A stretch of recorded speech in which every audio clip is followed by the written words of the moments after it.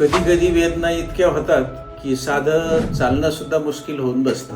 Paralysis, sciatica, slip disk आणि स्पाईनच्या प्रॉब्लेममध्ये चालणं सुद्धा कठीण होऊन बसतं. पण प्रत्येक दिवसाची छोटी मेहनत आणि योग्य फिजिकल थेरपी हळूहळू शरीराला पुन्हा ताकद देते. पहिलं छोटंसं पाऊल कदाचित कठीण असेल, पण तेच पाऊल नवीन आयुष्याची सुरुवात असते. रिकव्हरी शक्य आहे. तर आजच्या आधुनिक युगामध्ये लेझर थेरपी ही एक विकसित उपचार पद्धती आहे. या लेझर थेरपीच्या उपचाराने स्लिप डिस्क, सायटिका आणि पॅरालिसिस सारख्या आजारावर वेदना कमी करण्यासाठी खूप चांगला फायदा होतो. लेझर थेरपीमुळे नसांना आणि स्नायूंना चांगल्या प्रकारे बळ मिळतं.